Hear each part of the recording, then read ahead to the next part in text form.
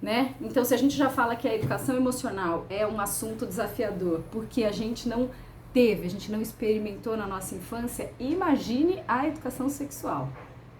Bom dia, Paulão. Sejam bem-vindos. Vou mandar aqui meu aviãozinho para convidar mais pessoas, vou pedir para vocês fazerem o mesmo. Escolhe aí 3 pessoas que você acha que podem se interessar por esse assunto. Às vezes a pessoa não consegue agora, não assiste a live ao vivo, mas ela vai ver lá e vai assistir depois gravada e a gente vai levar esse conteúdo para mais gente, sabe? Meu objetivo, e eu tenho falado muito isso aqui para vocês, é a gente poder expandir a consciência das pessoas a respeito da educação de filhos. E eu tenho esse desejo tão latente, tão forte por ter experimentado em mim, nas minhas relações com os meus filhos, essa transformação e de querer que outras famílias possam se beneficiar disso, né? Então, manda o aviãozinho aí, convida. Bom dia, Aline.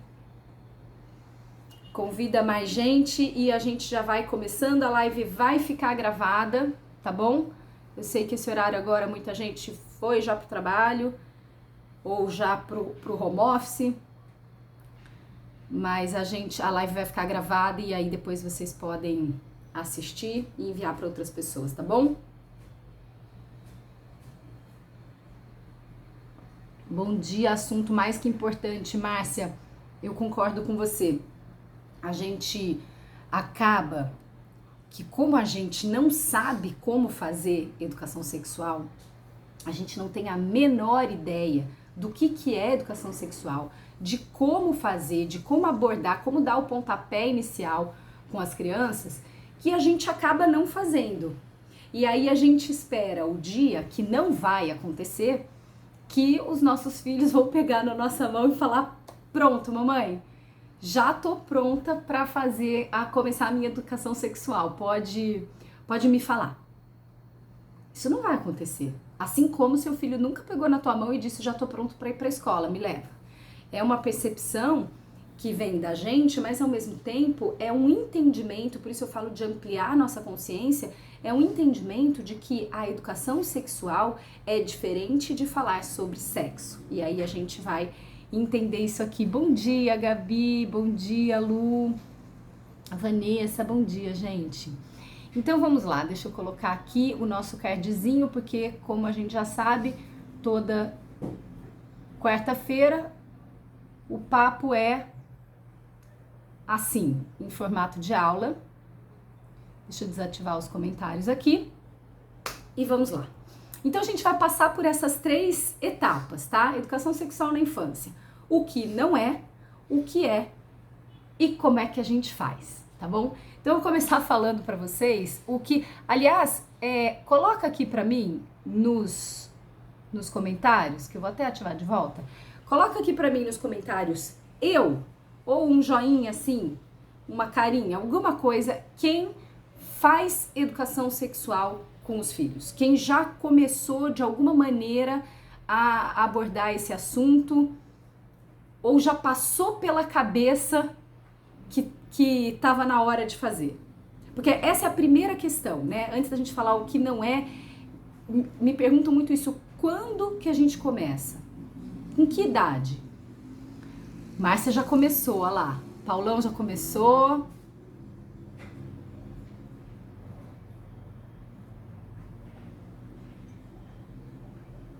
E aí a gente vê que, ó, arrasou, Vanessa.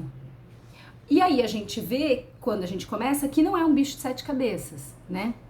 Então, o que não é a gente fazer a educação sexual dos nossos filhos? Educação sexual não é sinônimo de tirar a inocência da criança, tá? A criança, ela não tem a malícia do adulto. Ela não tem Até porque existe uma questão biológica aí, né? A gente tem uma glândula no nosso cérebro, que é a hipófise, que é responsável, é uma estrutura que é responsável por disparar os hormônios ligados à sexualidade, a questão do prazer do sexo, ele vem muito desses hormônios que são liberados pela hipófise, ela não funciona ainda na criança.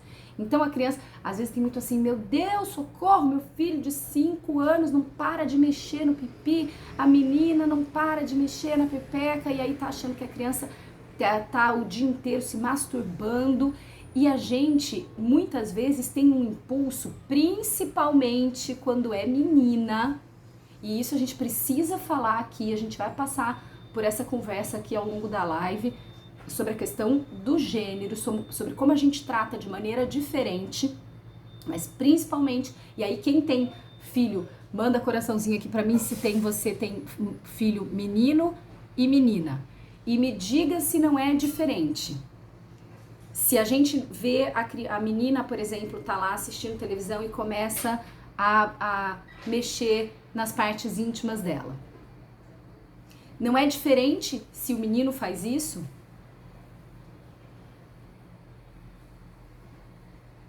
Manda aqui um coraçãozinho pra mim se vocês já se pegaram permitindo, quem tem filho, menino e menina, né?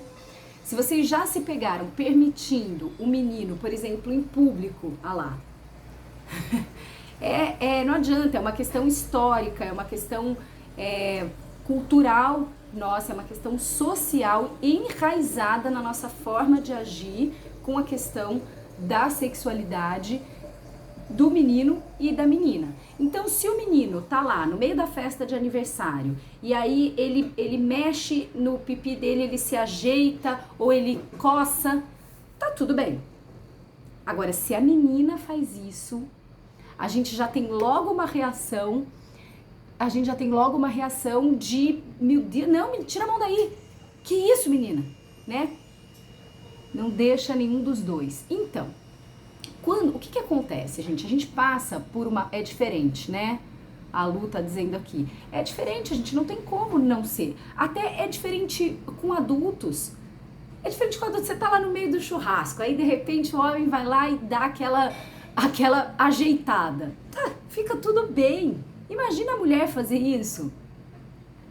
É diferente, não tem como, a gente precisa assumir isso e a gente precisa entender isso agora pra gente pensar nesse caminho na infância, tá? Mas a gente vai chegar aí nessa questão do gênero, tá? Então, o que eu quero dizer é que educação sexual não é tirar a inocência da criança. A gente não vai ficar explicando sobre sexo pra criança. O que a gente vai fazer é um deslocamento para tratar da educação corporal da criança, que é o primeiro, contato, a primeira relação dela com o mundo que ela tem de mais concreto, que é o corpo. Então, aqui, ó, a Vanessa falou uma frase clássica. Sim, olha os modos, filha, né? A gente se apavora. Só que o que acontece, gente? Quando a criança, ela tá, vamos chamar assim, se masturbando, que é o que a gente imagina que a criança está fazendo, só que a gente tem que entender que isso é diferente do adulto, justamente por essa explicação que eu dei para vocês relacionada à hipófise. A criança, a gente passa por um processo de mielinização do nosso sistema nervoso.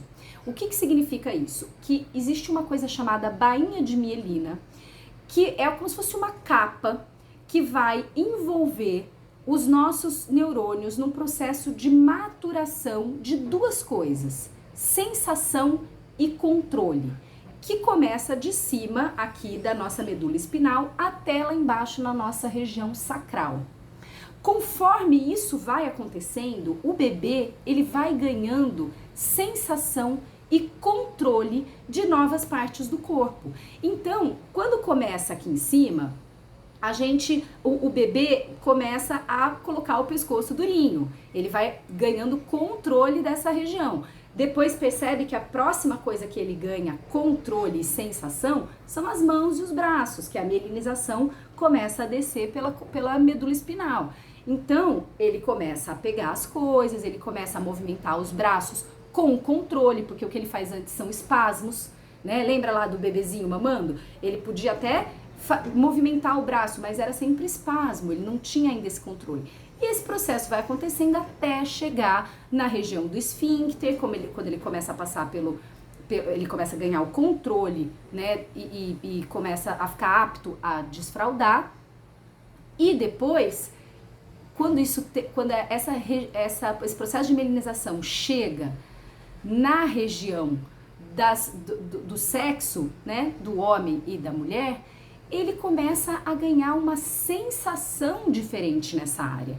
Então, quando ele punha a mão ali, nada acontecia. Imagina assim, imagina que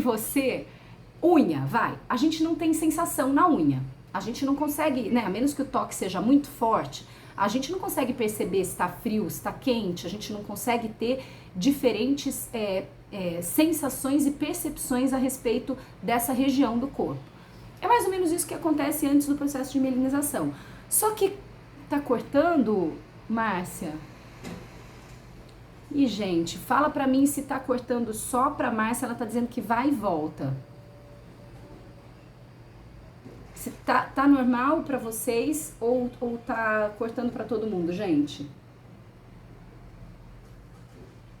Aqui tá cortando bastante também e... Será que é a minha...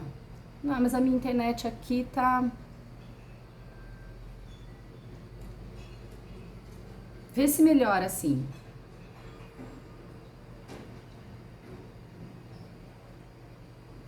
Tá travando? Eita. Ih, tá cortando pra todo mundo. Então deve ser alguma... Mas aqui a minha internet tá mostrando que tá tudo bem. E também tá cortando pra Tassiana, achei que era minha internet do carro, Vanessa no carro, ótima, maravilhosa. Pra mim também tá cortando bastante. Também está pra mim, e gente, e ainda tá, porque agora o que eu fiz foi que eu tirei o Wi-Fi e fui pro 5G. Sim, ainda tá. E agora o que a gente faz? Então, vamos ver, peraí. Melhorou? Melhorou? É. Ih, melhorou pra todo mundo, gente, então deve ter oscilado aqui. Ah, que bom. Então vamos lá. E aí, quando a criança... Ih, agora apareceu pra mim aqui, vídeo pausado devido à baixa conexão. Está ótimo agora, então tá ótimo. Então vamos tocar o barco. Quando acontece... Ah, que bom. Melhorou pra todo mundo. Quando acontece essa nova sensação nas partes, na região do sexo, nas partes íntimas, é natural que a criança queira mexer ali, né? E aí ela sente uma sensação diferente e a gente acha que ela está sentindo a mesma sensação que a gente sente quando a gente se toca. Aqui eu quero tocar num ponto fundamental com vocês. A educação sexual que a gente não teve interfere fortemente na educação sexual que a gente vai dar ou não para os nossos filhos. Então, eu duvido e eu dó que mais de 2 pessoas aqui me digam que tiveram educação sexual ou que conversaram sobre isso com os pais na infância. Porque normalmente, aliás, eu acho que ninguém, né? Porque normalmente... Isso começa a acontecer na puberdade, na adolescência, com algumas famílias, porque para outras é tabu falar sobre educação sexual para sempre. Não se fala. A gente tem uma história que eu acho, pra gente ter uma noção de como isso vem muito enraizado mesmo na gente. Eu tenho, meu pai, ele tem 82 anos, né? Então ele é o 9º filho de 10. Então as irmãs, ele tem 5 irmãs mais velhas, são 5 mulheres e 5 homens. Das 5 irmãs mais velhas dele, eu tive uma conversa muito marcante com a mais velha de todas, isso quando eu era uma jovem adulta, assim, sei lá para os meus 25 anos, que ela me contou do dia que ela ficou menstruada, que ela viu aquele sangue todo ali e falou, bom, tô morrendo, tô com alguma doença grave, tô morrendo. E aí ela acordava mais cedo, todos os dias, enrolava um pano, acordava mais cedo, lavava esse pano, pendurava no varal para ninguém ver, para a mãe dela não ficar preocupada, afinal de contas ela estava morrendo. E isso ela fez durante 2 anos, até a outra irmã menstruar também e contar para ela, porque nenhuma das duas contou para a mãe, e nem a mãe foi falar com elas para dizer, que nem minha avó foi conversar com elas para dizer que isso ia acontecer. Conclusão da história, gente, as 5 filhas menstruaram.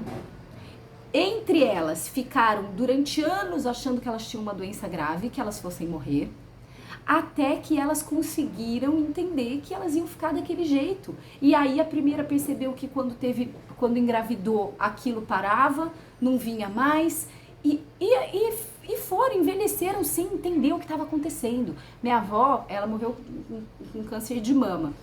Com 80 anos, ela nunca tinha ido ao ginecologista. Então, quer dizer, como é que tudo bem que isso tem a ver muito com a questão cultural dela, né, que veio lá do Líbano, não tinha muitas condições, não tinha muito acesso também a médico, a informação, mas como é que essa realidade de vida vai fazer educação sexual de filho? Impossível, né? Então não é nem... Deixa eu ver o que vocês estão colocando aqui. De jeito nenhum falaram comigo sobre isso na infância. Eu me lembro muito bem sobre a minha curiosidade. Aqui a Lu tocou num ponto fundamental. A curiosidade da criança precisa ser resolvida em casa. Porque sem resposta a criança não vai ficar. Sem resposta a criança não fica. Então, quando a criança começa a ter algum tipo de dúvida, algum tipo de curiosidade, a gente precisa conversar com ela. E essa conversa, por isso que eu tô tanto tempo aqui no que não é educação sexual, né? Essa conversa, ela não é uma conversa séria que você vai ficar falando sobre sexo, que você vai tirar a inocência da criança, que você vai colocar aqui, ó, gente, colocar medo na criança. Deixa eu tirar aqui os comentários. Não é colocar medo na criança. Sabe? Como assim, filho, olha só, ninguém pode encostar na sua pepeca, filho, querido, olha só, você não pode querer ver o pipi do amiguinho. Não é isso. Isso é colocar medo na criança por uma coisa que ela nem entende. Porque para ela, a barriga é uma parte do corpo, assim como é o pipi, assim como é o bumbum, assim como é o seio. E a gente vai explicar para ela sobre essas diferenças. Do mesmo jeito que ela foi conhecendo as outras partes do corpo. Criança, quando enfia o dedo no nariz, ela tá entendendo uma nova sensação, uma nova percepção. Só que culturalmente a gente tem isso de não faça isso, que isso é falta de educação. Beleza, e aí o que a gente ensina pra criança? Fala pra mim, porque é exatamente a mesma coisa que a gente vai ensinar em relação ao toque nas partes íntimas.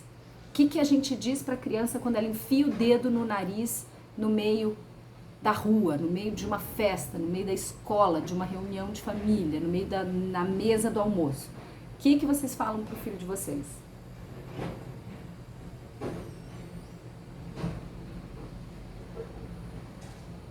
Ih, Gabriela tá dizendo que tá cortando de novo.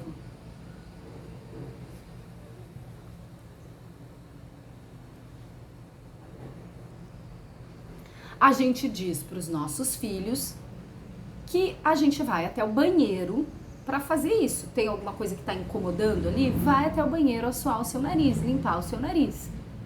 Não é a mesma coisa? E aí a gente vai entrar aqui na noção de público e privado. Deixa eu passar esse slide. A gente vai ensinar para a criança que tem coisas que a gente faz em público e tem coisas que a gente faz no espaço privado. Como que é um jeito bom de ensinar isso para a criança? Você vai dar o exemplo, por exemplo, da rua e da casa. Então a gente tem uma porta que separa a rua da nossa casa. Tem coisas que a gente só faz em casa. Esse é o nosso grande espaço privado. E outras coisas que a gente faz na rua e em casa. A rua é o nosso espaço público. Ensinou isso para a criança? Beleza.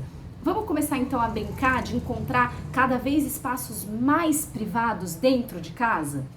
E aí você vai dizer para a criança: sim, mas tá cortando um pouco. Puxa, gente, que pena. Eu tenho feito as nossas lives sempre em outro lugar. E aí hoje eu vim para este lugar, porque aquele outro lugar está ocupado. E E aí a gente acabou dividindo assim, minha filha tá em aula online lá, e aí eu vim pra cá. Bom, paciência, eu vou seguir assim, porque eu não sei muito o que fazer. Eu já conectei, desconectei, e aí a live vai ficar gravada. Porque também para eu derrubar agora, entrar, mudar tudo de lugar, a gente perde o nosso tempo, o nosso espaço aqui, né? Vocês me sinalizam, se estiver cortando muito, a gente encerra e eu faço depois, em outro momento, de novo essa live pra vocês, tá bom? Mas aí a Lu escreveu que tá cortando um pouco, então eu vou tocar. Então a gente vai brincar com a criança vou continuar, Márcia. A gente vai brincar com a criança, estabelecemos a rua e estabelecemos a casa. Então a gente vai brincar com a criança de espaços cada vez mais privados dentro de casa. Então, por exemplo, entramos em casa. Vamos imaginar agora que a sala é um espaço mais público e que o nosso quarto é um espaço mais privado. Então, por exemplo, quando eu quero ficar sozinha, eu quero pensar um pouco, eu quero meditar, eu quero a minha intimidade, eu vou para dentro do meu quarto e eu fecho a porta. E mais privado ainda do que isso, é o quê? É o banheiro. E vai andando com a criança por esses espaços da casa, para que ela possa identificar e entender essa relação de público e privado. Então, gente, olha só, não é que a criança não possa se tocar. Cuidado com isso. Tira a mão daí, coisa feia. Não é que a criança não possa se tocar. Ela precisa entender que as partes íntimas dela são partes especiais e importantes e ela pode se tocar sim, só que tem lugar para fazer isso. E esse lugar é o espaço privado. E esse espaço privado é a nossa casa e dentro da nossa casa é o quarto, é o banheiro, ou se a gente está realmente só em família, depende da idade dessa criança, se é uma criança de 4 anos, a sala também pode ser um espaço privado, se é uma criança de 8, 9, 10, 11, 12 anos, o quarto é o espaço privado. E aí é claro que a gente tem que observar como as emoções, né? Aliás, a gente vai ter uma live em breve sobre as emoções.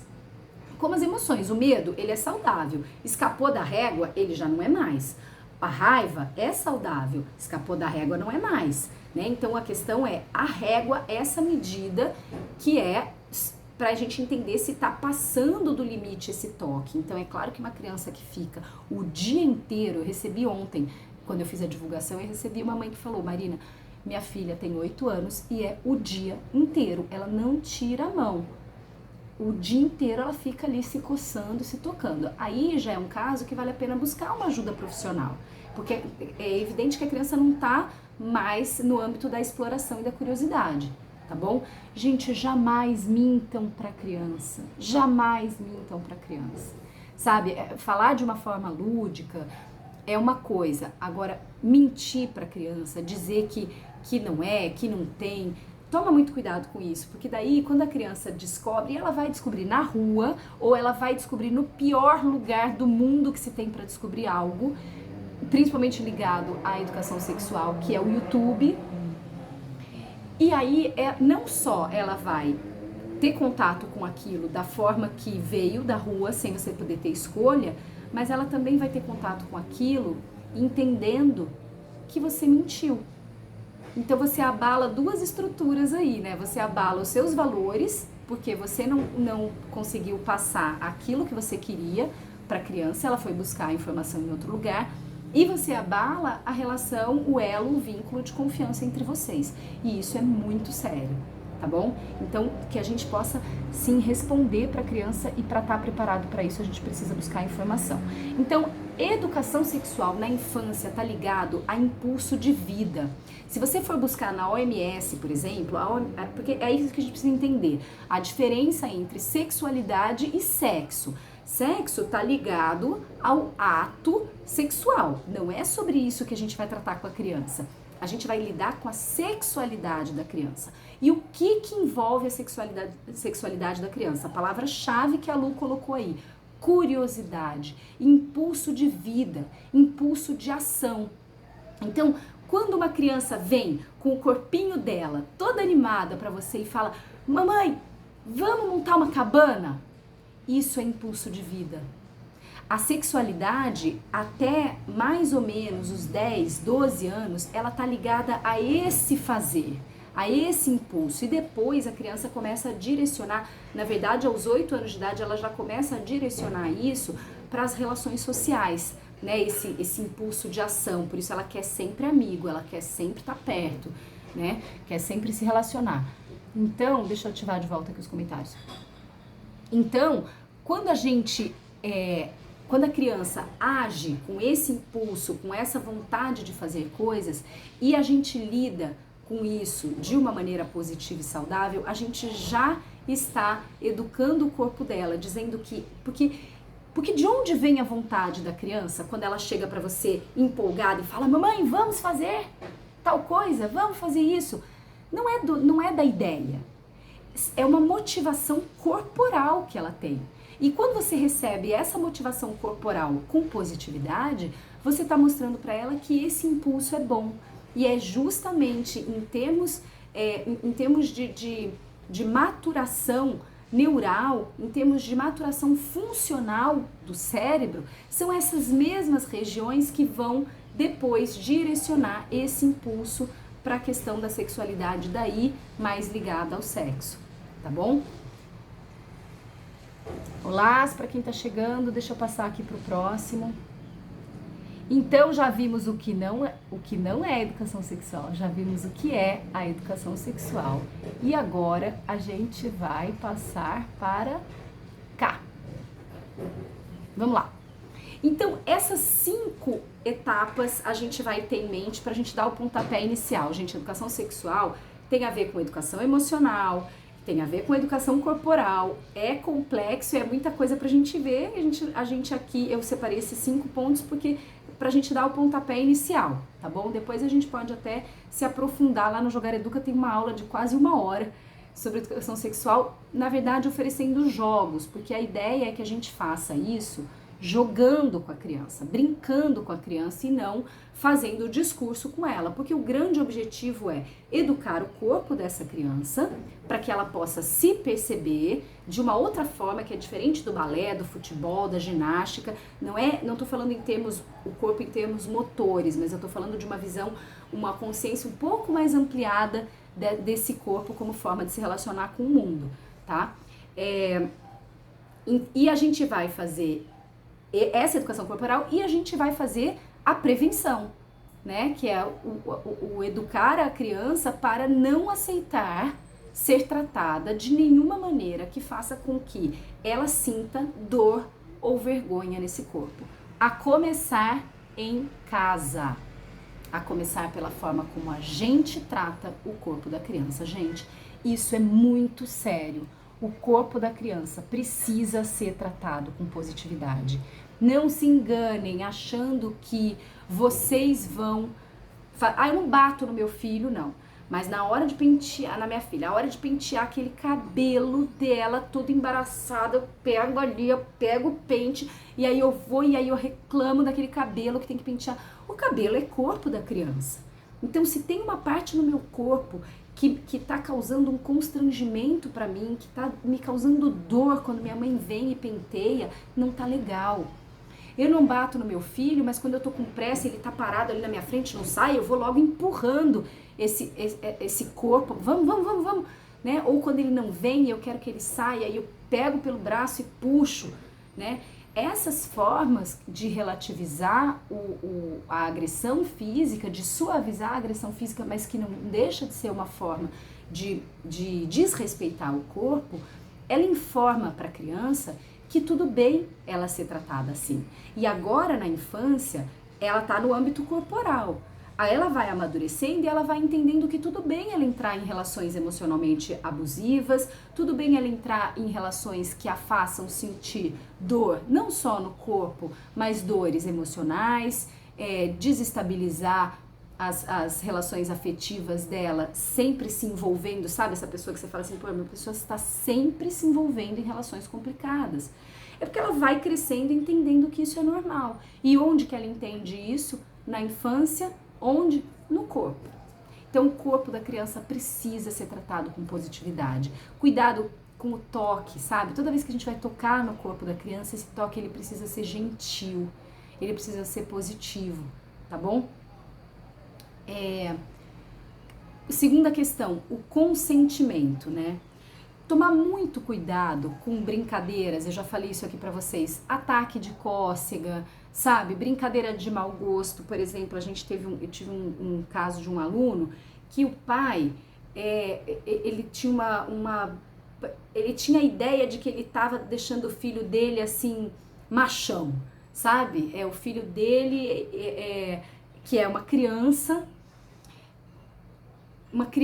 que não é pequena, uma criança de 10, 11 anos, mas ele tirava foto do filho dele em determinadas situações, até no vaso. Olha que loucura, que invasão de privacidade. E aí dizia pra ele, se você não fizer a lição de casa, eu vou mostrar isso daqui pros seus amigos. Vou mandar essa foto aqui no WhatsApp pros seus amigos. Achando que tava fazendo uma coisa legal. Achando que tava falando assim, meu filho é isso aí, é que nem adulto, é brincadeira de adulto, é sacanear o próprio filho, expondo, causando vergonha corporal, e aí uma criança numa idade dessa já num âmbito muito maior, né, essa vergonha, não é só corporal não. Gente, melhorou pra vocês aqui a internet? Eu vejo coraçãozinho, eu fico achando que tá tudo bem.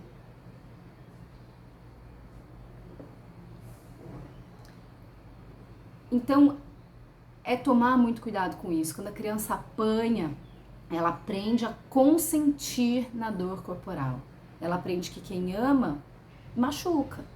E isso, não vamos achar que vai ter um momento na vida dela que ela vai falar assim, não, isso aí era só na infância. Agora na vida adulta, não. Não tem isso. Tudo que eles vão viver, principalmente corporalmente na infância, vai virar modo operante, vai virar entendimento de que é assim que a gente se relaciona com o mundo na vida adulta, tá? Então tomar muito cuidado, tá dando ataque de cosquinha na criança, a criança tá pedindo pra parar, por que a gente não para? Por que a gente insiste? Às vezes a criança tá sufocada, não tá aguentando mais, só que ela tá rindo e a gente acha que tá legal. Só que pra reparar que logo depois que ela tá rindo e sufocando, ela fica brava. Já perceberam isso? Então, tomar só cuidado que não é só na hora de corrigir, né, desses puxões, de apanhar, de bater, mas é na hora que a gente faz as brincadeiras de mau gosto. Apelido, magrela, vem cá, gorducho da mãe, magrildo da mãe. Tomar muito cuidado com isso, tá bom? Aí, vou passar para outra coisa que é tomar cuidado com a forma como a gente fala do nosso corpo na frente da criança. Ai, tô gorda, ai, esse meu cabelo, ai, isso, ai, aquilo. Aí daí começa, aí meu nariz, aí meu não sei o quê. A gente começa a querer se corrigir inteiro e a gente vai interferir na formação da autoimagem e da autoaceitação da criança. Eu tenho alunos de 4, 5 anos que dizem que o cabelo é feio, que dizem que estão gordas, que dizem, e meninas magrinhas dizendo que estão gordas. Tá, gente? Tem até um destaque, depois vocês assistem lá, tem um destaque da Julieta no dia que uma aluna minha, eu tava brincando com elas, e eu falei, agora só quem é linda dançando. E a menina parou. Não dançou. Só as lindas, ela não foi. Uma criança de 5 anos. Então, esses transtornos na autoimagem, na autoaceitação, eles são absorvidos pela criança quando ela vê essa realidade na mãe, e no pai, tá bom? Bom, falamos então sobre consentimento, falamos sobre o corpo da criança ser tratado com positividade, vamos para as partes íntimas. Então, gente, a gente vai ensinar para a criança que o nosso corpo, assim como, lembra, a gente falou da rua e da casa, né? Então a rua é pública e aí é fácil da criança entender porque tem a porta. Então faz esse caminho com a criança, brinca, para na porta e pula pro lado de fora e fala, aqui é público, pula pro lado de dentro, privado, público, privado, faz isso na porta do banheiro. Criança de 5 anos está pedindo a privacidade dela para ir ao banheiro para tomar banho, dê a privacidade para ela. Não fica achando que é frescura, vai provar uma roupa numa loja, num negócio, numa feirinha, fala, tira aí, se é criança, não tem problema, filha, que isso, querer mostrar peito. Se a criança está dando sinais, já tô passando aqui pro pudor e pra nudez, Escrevi podir, agora que eu vi. Se a criança tá dando sinais de que ela quer esse pudor, se ele estiver dentro da régua, ele é muito saudável, né? Então, por quê? A criança não quer. Se ela não quer, respeite, tá? Mesma coisa com relação... Vou passar por debaixo, já volto para as partes íntimas. Mesma coisa em relação à nudez. Se a criança quer a privacidade dela para tomar banho, para se trocar, não é porque você conhece esse corpo desde que ele nasceu, não é porque você... Cuidado, né? Porque aí vem assim, que é isso, menino? Troquei muita fralda sua, tá doido? Não tem nenhuma novidade aí, nada que eu não tenha visto. Ué, o que você tá ensinando pra criança quando você fala isso? Percebe, gente, como a gente liga o piloto automático e sai repetindo essas coisas sem pensar muito? A criança tá pedindo privacidade, vamos dar, tá certo, minha filha, é isso aí. Quer tua privacidade? Fechar a porta aqui, você vai ao banheiro. Se precisar de ajuda, a mamãe tá aqui fora, tá bom? Aí, uma pergunta que vem sempre, né, quando a gente fala de educação sexual pode tomar banho junto ou não pode? Posso ficar sem roupa na frente do meu filho ou só da minha filha, ou nem da minha filha? Isso é uma decisão da família. O que interessa é que você tem que tomar essa decisão, você, teu marido, teu parceiro, tua parceira, com consciência. Eu estou escolhendo, porque aí você vai ver, você vai pegar na literatura, você vai ver que tem gente que diz que jamais tomar banho a partir dos 4 anos junto, tem gente que diz que não tem nenhum problema, que ficar nu na frente... Aí você é que vai decidir a partir daquilo que faz sentido para os seus valores, da sua família. O importante é que você tome essa decisão com consciência e que a decisão que você tomou se pareça natural para você. Porque às vezes toma-se a decisão, então, que tudo bem a gente tomar banho junto, mas aí vai ver, o pai não está confortável ali no banho junto com o filho, não é natural para ele aquilo. Para! Tá? Não é porque está escrito no livro que tudo bem que você precisa fazer. Você precisa ver se aquilo soa natural para você. Que pena, tá cortando muito para mim, não entendo algumas frases. Puxa, Gabriela. Bom, o que eu posso dizer é que vai ficar gravada. E aí vai ficar lá no IGTV. Tá bom? Acho que tá oscilando a internet aqui em casa mesmo hoje. Minha filha já até apareceu ali na aulinha online dela me dando sinal disso. Então, pra ela, deve ser a minha realmente, né? Porque tá pegando pra todos vocês aí. Ah lá, a Nayara tá dizendo que tá cortando pra ela também.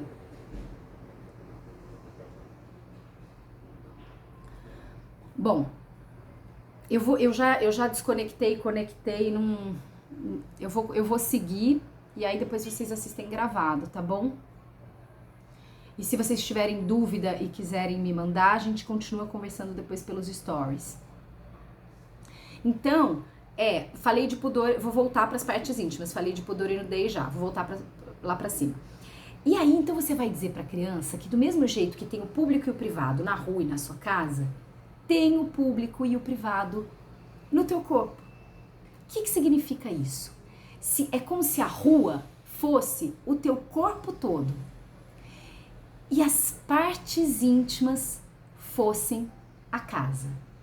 Então, existem algumas partes no nosso corpo que são privadas, que são íntimas, porque tem as partes privadas também, vou explicar, que são íntimas. E essas partes íntimas, só a gente pode tocar, só a gente pode limpar se a criança já tiver independência para isso, senão a mamãe pode. E como que a mamãe, a cuidadora, a vovó, o médico, cuidado para não deixar o médico de fora, porque às vezes a criança depois não deixa mais o pediatra nunca mais tocar, começa, sabe, criança que fecha a perninha quando o pediatra vai examinar, o médico também pode. Agora, como que pode?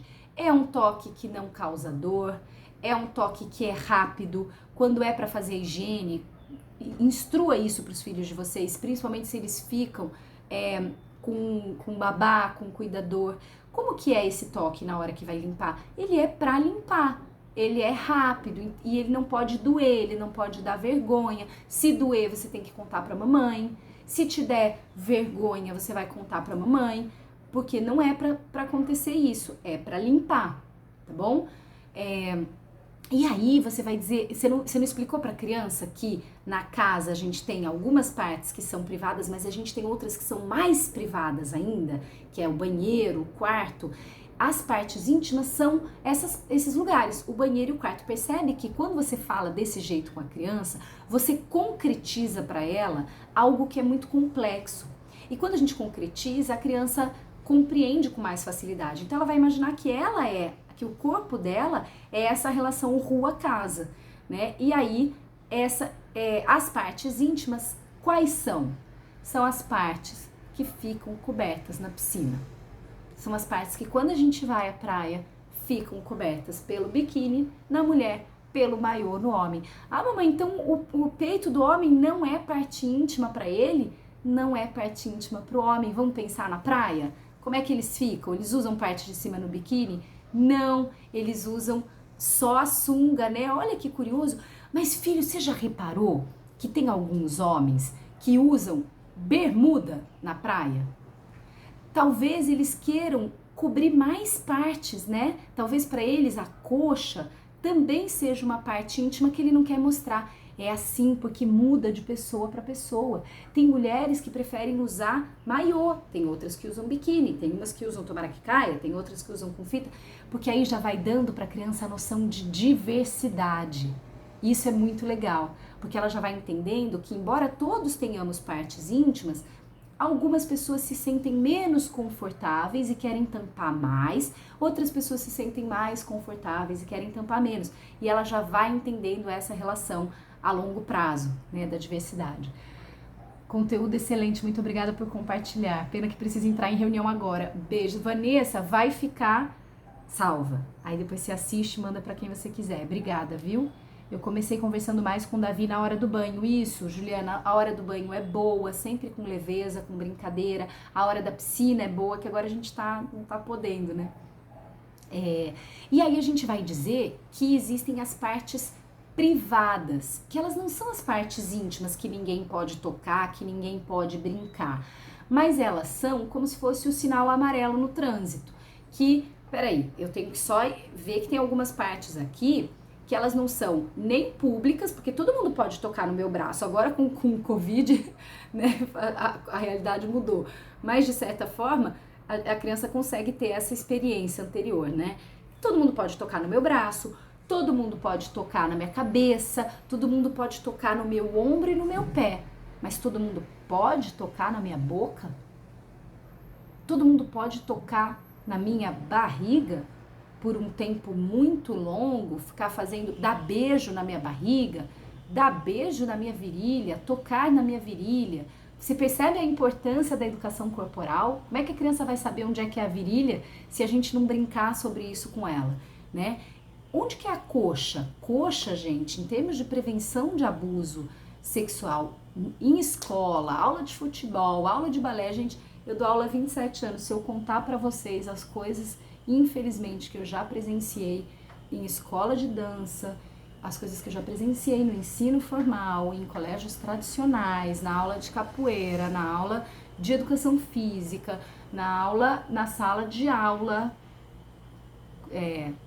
formal, com o professor regente, é muito triste e é muito real, acontece, tá? Então as crianças precisam entender que não é normal o professor pedir para ela sentar na coxa dele e nem ela ir sentar na coxa dele, porque lembra que eu falei para vocês, a criança não tem a malícia do adulto, ela tá descobrindo, ela tá ganhando controle e sensação daquela região.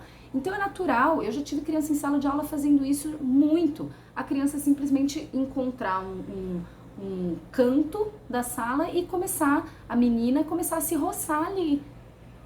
Se eu olho para isso com malícia, eu não vou conseguir educar e conduzir essa criança de uma maneira saudável e positiva. Eu tenho que entender que ela não tem a mesma malícia que eu. Né? Então sempre essa relação do público e do privado vai ajudar, vai favorecer. Fala assim, meu amor, né? Que legal, isso eu tô falando do contexto de sala de aula, que legal, você tá explorando o seu corpo. A gente vai combinar que a gente vai guardar isso para nossa casa, para os nossos momentos privados, tá bom? Vamos para a aula que a gente vai fazer aqui agora, atividade, redireciona a criança sem ficar, menina, que isso? Para de fazer um negócio desse, né? Isso é muito importante. Gente, eu tô super triste com esse negócio da internet ficar oscilando porque vocês não estão conseguindo acompanhar. Adorei isso, uma visão diversa. Márcia, é isso aí. Juliana terminou o módulo 1 do Jogar Educa ontem, ótimo. Então você já passou pela aula de educação sexual, né? Que tá lá no módulo 1, que legal. Bom, e nas partes privadas, as pessoas até podem tocar, é natural, às vezes a professora vai arrumar o colã, mas não por muito tempo e sempre com esse termômetro, que o toque não pode causar dor e nem vergonha. Aí, sobre as partes íntimas, você vai dizer para a criança que essas partes elas são tão especiais, tão delicadas, que elas têm uma roupinha especial para elas. Então, quando a gente veste uma calça, a gente não põe uma roupinha no nosso joelho por baixo. Quando a gente veste uma blusa, a gente não põe uma roupinha especial no nosso ombro, nem na nossa barriga, mas a gente coloca no seio, que é o sutiã para a mulher. E olha só, o homem não usa sutiã. Por quê? Porque o seio dele, o peito dele não é uma parte íntima, mas ele coloca cueca. Por quê? Porque o pipi dele é uma parte íntima. Você quer usar o nome correto? Vai falar pênis, quer falar vulva, vagina, beleza. Se não quer falar pipi, pepeca, também isso aí, gente, é um termômetro que a família precisa determinar, tá? Eu não gosto muito de muitos apelidos, né? Mas assim, os apelidos mais normais, assim, falar o pipi, a pepeca, tudo bem. Agora, ficar botando muito nome pra criança, eu não acho que é legal, não. Porque se a gente ensina todos os nomes das partes do corpo, né? A gente ensina falando os nomes, por que a gente não pode falar que é pênis o nome correto, né? E tudo bem, porque a gente tem a malícia, a criança não tem. Pra ela tá aprendendo as partes do corpo igual. Então, qual que é? Outro dia a Maria perguntou pra mim, falou, mamãe, a gente aqui na nossa família fala pepeca. Aí, outro dia cheguei na escola, não sei quem falou da xoxota. Como assim? Eu falei, filha, o nome correto é vulva. A gente tem a vagina e a gente tem a vulva. E aí a gente, sabe o que eu recomendo muito pra vocês? Quebra-cabeça de corpo humano. A gente tem um quebra-cabeça aqui em 3D. Aí eu falei, vamos lá montar o quebra-cabeça pra gente ver? E aí ele é um quebra-cabeça que você coloca o celular em cima e ele fica em 3D, é super legal, eles adoram. Mas pode ser um quebra-cabeça convencional, você pode ir pra internet buscar um corpo humano e aí mostra onde fica cada parte do corpo, explica e tira a dúvida, tira a curiosidade e tudo bem, tá bom? Amo seus vídeos, você é muito boa no que faz. Luciana, obrigada. Quem me indicou foi a fonoaudióloga da minha filha, parabéns pelo trabalho. Obrigada, Luciana. Vamos juntas aqui. Aí, você vai, então, dizer que as partes íntimas têm as roupinhas especiais para proteger, porque elas são muito delicadas, e a criança já vai entender essa lógica e não vai mais ter dúvida. Importante instruir a criança que além de ninguém poder tocar e brincar com as partes íntimas dela, ninguém pode tirar foto das partes íntimas dela, e nem ela mesma. E aí a gente vai ensinar tudo isso para a criança como, gente? Brincando, jogando. Então cria um jogo de pode, não pode, cria uma roda de conversa descontraída com a família e brinca de verdade ou mentira. E aí vai falando frases, por exemplo, ninguém pode brincar com as minhas partes íntimas, mas só tirar foto pode, verdade ou mentira? E ver a resposta. Por que não pode tirar foto? Porque elas são íntimas, porque elas são especiais, porque elas não são públicas. Se fosse, a gente estaria mostrando elas por aí na rua, né? Usando sempre o exemplo da rua e da casa, a criança vai entender isso de uma maneira leve. E aí, tudo isso vai convergir para o nosso, vou desativar os comentários, para o nosso último ponto, que é a rede de segurança. Então, você ensinou para a criança que o corpo dela tem que ser tratado com positividade. Você está ensinando para a criança sobre consentimento, sobre não consentir quando algo causa dor ou vergonha no seu corpo. E você está ensinando fazendo, dando o limite do pudor, quando ela pedir, dando o limite de parar o ataque de cosquinha quando ela pedir, dando o limite de tocar no corpo dela com carinho, com gentileza e não com agressividade. E aí você vai dizer para ela que se alguma coisa disso tudo acontecer, que você explicou para ela que não pode, que você brincou e jogou com ela que não pode, ela precisa contar para a rede de segurança dela.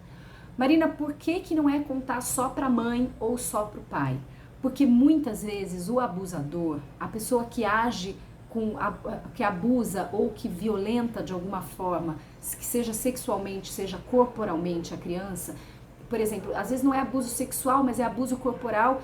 Eu já tive uma escola em São Paulo que eu trabalhei, que a gente entendeu que tinha uma professora que beliscava e agarrava as crianças. Só que elas contaram isso na aula de teatro, com o jogo, né, brincando. E aí eu falei, gente, peraí, toda hora tá aparecendo essa professora quando a gente fala do corpo, né, tem alguma coisa aí, a gente foi investigar. Então, você vai, o que eu ia dizer da rede de segurança, o abusador ou a pessoa que violenta o corpo da criança, muitas vezes, ele ameaça a criança se ela contar para a mãe, se ela contar para o pai. E ela não conta por medo. Vocês viram esse caso aqui no Rio de Janeiro, da escola de dança, das meninas de 13 anos que ficaram 9 meses passando por abuso sexual com o professor. E elas não, nenhuma das meninas, um grupo de meninas, elas não contavam para a mãe, não contavam para o pai, porque o professor dizia que se elas fizessem isso, ele mataria a mãe e o pai delas. E que se elas fizessem isso, antes de chegar na ameaça da morte, ele dizia, porque elas eram todas bolsistas, então ele dizia que elas perderiam a bolsa se elas contassem para a mãe ou para o pai. Então por que a gente tem que ampliar a rede de segurança? Porque por medo a criança não vai contar para você, não vai contar para a mãe ou para o pai, mas ela pode contar para outro adulto. Então combina com a criança, pega um dia e fala, hoje a gente vai brincar de montar nossa rede de segurança. E aí pode fazer isso desenhando, fixando em algum lugar. Quem que pode ser a rede de segurança? Coloca uma amiga sua de confiança, a avó, a tia, define aí 4, 5 adultos e estabelece como rede de segurança para a criança.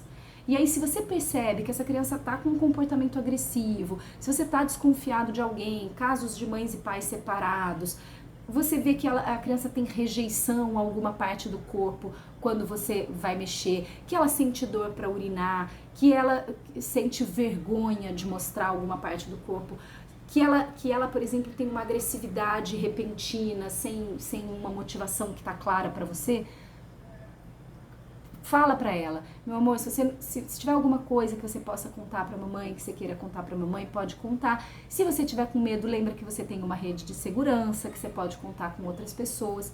E aí você vai deixar essa criança mais à vontade para falar também com outras pessoas, tá bom? Além do que, a gente protege a criança contra a gente mesmo. Como assim, Marina? A gente protege a criança a começar por nós. Como? A OMS mostra que o lugar mais violento para a criança é a casa. O maior índice de abuso e violência corporal, de abuso sexual e violência corporal, e aí eu vou incluir violência emocional, abuso emocional, na infância, é dentro de casa. Então, quando a gente começa a entregar essas ferramentas para a criança, a gente também vai se policiando. Aqui em casa a gente não tem nenhuma experiência de violência corporal, assim, né, que eu possa trazer para vocês, porque eu não quero usar exemplo de ninguém, eu vou usar exemplo meu. Mas, por exemplo, vamos falar em violência emocional, né? Não há muito tempo atrás, eu estava com a Maria e com o Pedro e estava num dia mega complicado e eu perdi o controle com eles e gritei. O Pedro imediatamente disse pra mim, mamãe, não é assim que eu quero ser tratado. Você quer se acalmar um pouco? Depois a gente conversa? Então, uma criança de 6 anos que aprendeu a se defender de uma violência que é uma violência emocional e que poderia ser uma violência corporal. Eu tenho certeza absoluta que se meus filhos estiverem na casa de alguém e forem, ou em qualquer lugar, na aula de futebol, de dança, e forem puxados pelo braço, e forem tocados com agressividade, eu tenho certeza absoluta que eles vão parar a pessoa. Que eles vão dizer, não vai fazer, não é assim que eu quero ser tratado. Eu não vou ser tratado dessa forma. E que eles vão, e aí a segunda orientação é fugir ou procurar um adulto. Correr, gritar ou procurar um adulto. Só que a criança só vai entender isso se ela for tratada assim dentro de casa. Você percebe como é muito séria a maneira como a gente se relaciona com o corpo dos nossos filhos? Gente, e tá aí, escancarado, eu não preciso nem ficar falando dados aqui pra vocês. Basta entrar no Google, basta entrar olhar as pesquisas, os dados do Unicef, da OMS, para vocês verem como, principalmente agora na pandemia, a curva de violência contra criança e adolescente cresceu demais. Então a gente precisa, sim, entender que a forma como a gente trata o corpo das crianças vai defendê-los de ser tratado de forma violenta ou abusiva na rua. É muito difícil de aceitar isso, né, Camila? Porque mexe, desestrutura, abala uma coisa que funciona dentro de casa. Porque funciona punir, bater, gritar, a criança para de fazer o que ela está fazendo. Então são ferramentas, mesmo que a gente dê uma palmadinha, mesmo que a gente dê uma puxadinha, são ferramentas que funcionam. Mas elas estão ensinando o que para a criança? Elas funcionam a curto prazo, curtíssimo prazo, para você parar na hora o comportamento da criança, que para por medo, que para porque ela está com medo de você, ou ela está com medo de ser punido. Ela não para porque ela entendeu. E o pior, ela não aprende nada com isso. Se ela aprende alguma coisa, o que ela aprende é que tudo bem ser tratado dessa forma. É assim que eu vou ser tratado e é assim que eu vou tratar os outros e é assim que eu vou tratar a mim mesmo. O que isso significa? Automutilação. Isso significa transtorno alimentar, porque a pessoa ficar comendo loucamente coisas que ela sabe que vão fazer mal para ela é uma forma, sim, de violentar o próprio corpo. E aí vai olhar na adolescência, gente, automutilação, criança se cortando o tempo inteiro, tá se machucando o corpo. Em Campinas teve um caso terrível de abuso de violência, que até é difícil de acreditarmos que possa existir, mas existe, Márcia. E é muito assustador quando a gente começa a ver que é dentro de casa. Por isso que a rede de segurança, ela é importante, e é importante pra gente também fazer esse deslocamento, porque a superproteção, ela é uma das principais causas de vulnerabilidade da criança ao abuso e à violência, porque sabe aquela coisa assim, meu filho só tá protegido quando tá do meu lado, eu protejo, eu controlo, ela é tão perigosa quanto a negligência. Vai, filho, vai, tá com 6 anos, vai sozinho ali até a casa do vizinho, não vai acontecer nada no caminho, pode ir. A negligência e a superproteção, quer dizer, a subproteção e a superproteção, elas são igualmente perigosas. Porque elas, no caso da subproteção, expõem a criança precisa estar supervisionada por um adulto, sempre. E a superproteção, ela arranca da criança qualquer possibilidade de se proteger, porque o controle está fora o tempo todo. Então a criança não entende que ela é capaz de estabelecer um limite corporal. Esse limite, ele só vai ser estabelecido quando ela tiver essas duas referências. Nada pode causar dor ou vergonha ao meu corpo. Se isso está acontecendo, eu preciso procurar ajuda, eu preciso buscar minha rede de segurança, tá? Mesmo que seja a minha mãe, mesmo que seja meu pai, mesmo que seja minha avó, meu tio. Sabe, reunião de família, de tio passar a mão na coxa da sobrinha. Gente, isso é muito... E aí, se essa sobrinha não tá sabendo, não tá orientada, ela vai achar que tudo bem, meu tio, ela vai ficar com vergonha, vai ficar com medo de contar pra mãe. Isso é muito mais comum do que a gente imagina. Confesso que puxo às vezes o Davi na rua e ele sempre fala que eu tô nervosa, que eu machuquei ele. Enfim, sempre me corrige e eu peço desculpas porque fico no meu piloto automático. Juliana, tomar consciência disso, entender o que é o seu piloto automático e buscar informação e conhecimento para fazer diferente é o grande caminho e é o que você está fazendo. Então, parabéns por você estar aqui, por você reconhecer isso.